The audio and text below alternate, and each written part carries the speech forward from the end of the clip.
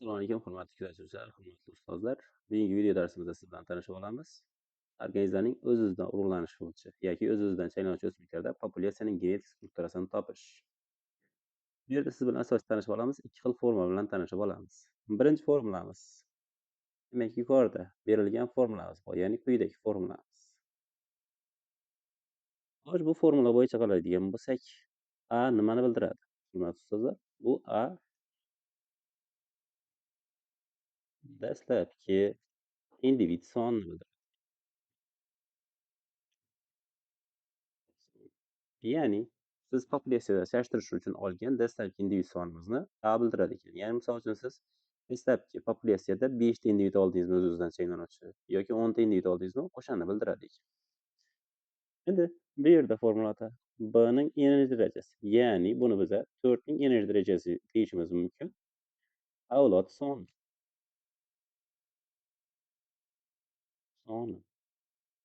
Endi bu yerda nimani bildiradi? N nechanchi avlod ekanligini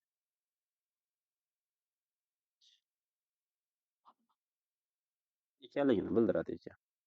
Misol uchun bu formula bo'yicha ishlaydigan bo'lsak, dastlabki individ sonimiz 5 ta, 4 o'zgarmas son doimo, ya'ni B'miz doimo 4 ga teng bo'ladi bu yerda. Avlod soni n nechanchi avlod? Misol uchun 3-chi avlod bo'lsa, demak formulaga qo'yadigan bo'lsak, 5 ko'paygan 4 ning 3-chi darajasi bo'ladi, hurmatli ustozlar, o'z navbatida. Xo'sh, 4 ning 3-chi darajasini topib olamiz, keyin o'shani 5 ga ko'paytiramiz.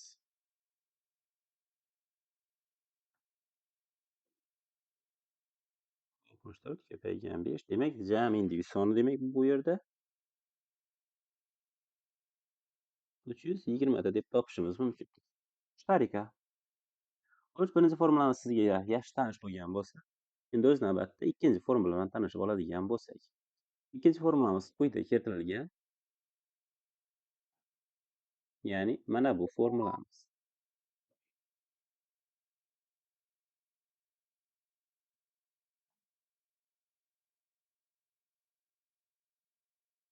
Xo'sh, bu formulaga qaraydigan bo'lsak, demak 2 bu yerdagi ikki qiymatimiz o'zgarmas. 2 ning enerji darajasi. Endi bu yerda hurmatli ustozlar, nechanchi avlod ekanligi, ya'ni F birinchimi, F ikkinchimi, F 3-chi avlod bo'lgan bo'lsa, shunga qarab raqam qo'yiladi. Misol uchun n o'rniga 3-chi avlod bo'ladigan bo'lsa, demak u n o'rniga 3 qiymat qo'yiladi va unga qo'shiladi 1. Keyin umumiy chiqqan 2 ning darajasidan olib tashladi 2 va chiqqan qiymat 2 ga bo'linadi. Bu asosan gamozigota individlar soni nisbatini bildiradi. Ya'ni dominant gamozigota yoki ressiv gamozigota individ sonini bildiradi. O'rtada qaraydigan bo'lsak, har doim o'z-o'zidan chaylanishda heterozigota individ soni o'zgarmaydi. Ya'ni F ning birinchisi bo'ladimi, F ning 5-chi bo'ladimi, farqi yo'q. Doimo heterozigota individlar soni 2 ta bo'lib chiqadi nisbat bo'yicha. Xo'sh, pastdagi masalamizni ishlaydigan bo'lsak, hurmatli ustozlar. Birinchi masalamiz. Talaba Akbarjon o'z-o'zidan chaylanadigan o'simliklarning 30 ta urug'ini bog'ga ekdi. Demak, bu yerda dastlabki o'simliklar soni 30 ta. Urug'lar genetik jihatdan teng miqdorda, ya'ni 10 ta qizil gulli gamozigota dominant, 10 ta qizil gulli heterozigota o'simlik va 10 ta oq gulli ressiv gamozigota o'simlik. Agar 5 yil davomida ushbu o'simliklar urug'lari nasl olinib ekilsa, 3 yil o'tgandan so'ng genotiplar nisbati qanday bo'ladi? Bu yerda savolga diqqat bilan e'tibor qilsak, 5 yil davomida urug'lar nasl olib kelib borilsa deydi. 3 yil o'tgandan so'ng deyapti. Ya'ni bu endi 5 yil ustiga 3 yil qo'shilayotgani yo'q, hurmatli ustozlar. Shu 5 yilning ichidagi 3 yilga nisbatan nazarda savol tutilgan. Xo'p, bu savol bo'yicha ishlaydigan bo'lsak, birinchi bizga nisbat qanday bo'ladi deyapti. O'tgandan so'ng. Birinchimizda dastlabki individlar sonini topib olamiz, ya'ni birinchi formuladan foydalanamiz.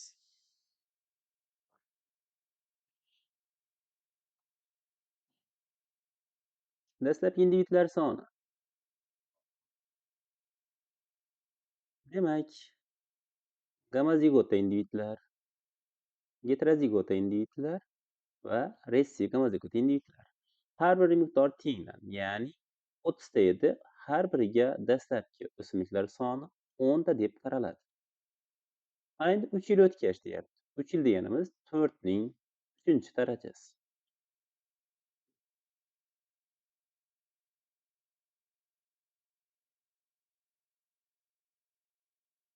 Demak, 4-chi darajasi 64 chiqadi. 64 ni 10 ga ko'paytiradigan bo'lsak, javobimiz 640 ta individ.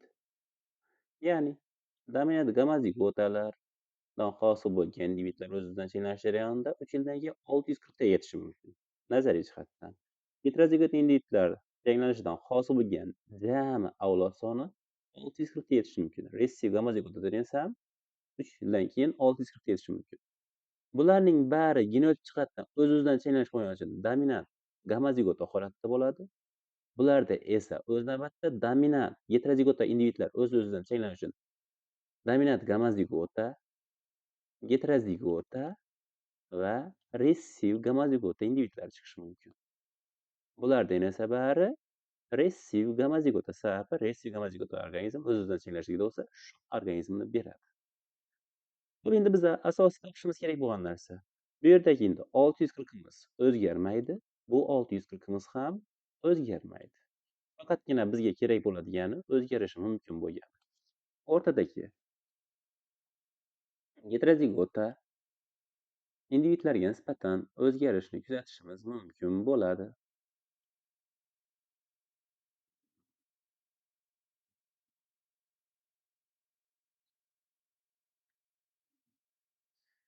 Ya'ni topishimiz kerak 640 ta individdan qanchasi dominant gamozigota, qanchasi heterozigota, qanchasi ressiv gamozigota.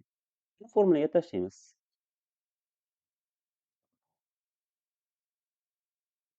Ya'ni 2 ning 3-chi darajasi. Nima uchun 3-chi daraja? Sap 3 yildan keyin, ya'ni 3 marta nasl bergan holatda qo'shilgan 1 olingan 2 bo'lingan 2.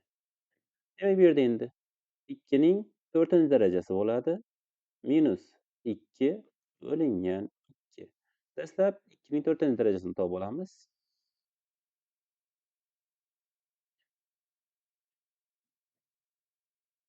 16, 16 2 ni olib tashladik olsak, demak 14, 14 ni bo'laveramiz 2 ga. Ravsozda shuni qovuzishda olaylik, matematik jihatdan to'g'ri bo'lishi uchun. Demak, individ soni 7 ta chiqar ekan. Demak, gamozigot individlar nisbati 7.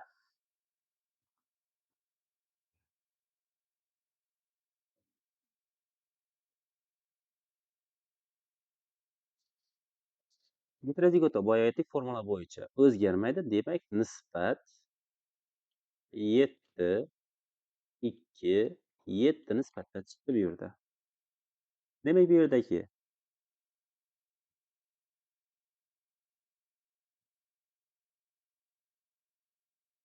7 tasi gamozigota, 2 tasi heterozigota, qolgan 7 ta nisbat bo'yicha ressiv gamozigota bo'ladi. Biz endi shu nisbat bo'yicha 640 ta individ ichidan nechtasi dominant gamozigota, nechtasi heterozigota, nechtasi ressiv gamozigota ekanligini topib olamiz.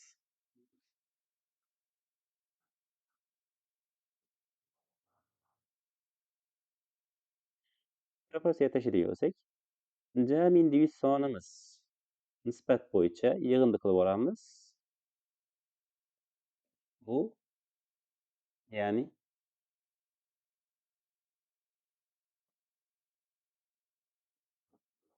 buning umumiy yig'indisi teng bo'ladi 16 ta, jami 16 ta individ ichidan. 16 ta ichidan 7 tasi gamozigot. 640 ichida esa x deb topib olamiz.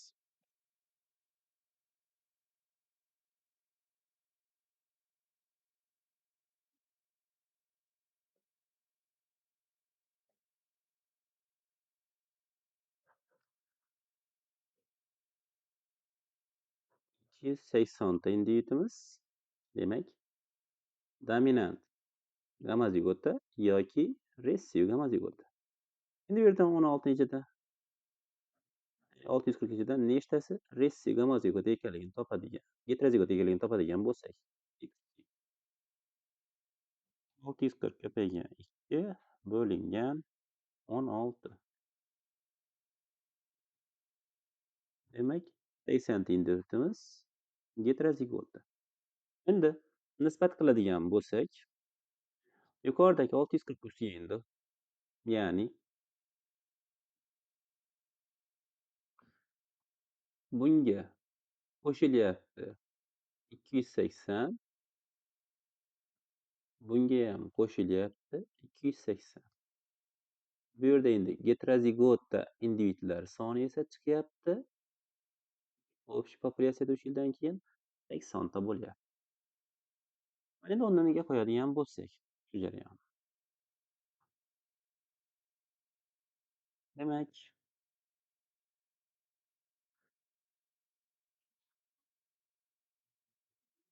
240 plus 280 demak 920, 80, 920 nisbatda. Bu qiymatni endi eng minimal songacha qisqartirib yuboramiz desak.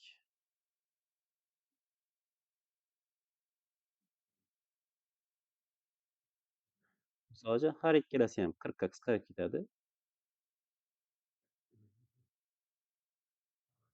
Biza bu nisbatni 40 ga bo'ladigan bo'lsak, qiymat 23, 2, 23 nisbatda chiqadi.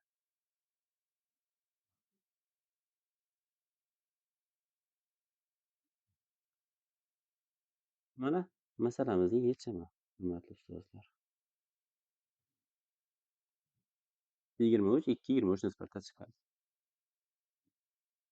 Mavzumiz tushunarli bo'lgan bo'lsa, izohlarda yozib qoldirasiz. Agar qayerdadir xatoliklar qilgan bo'lsak, buni ham izohlarda yozib qoldirasiz. Foydamiz tekkan bo'lsa, xursandman. E'tibor uchun rahmat.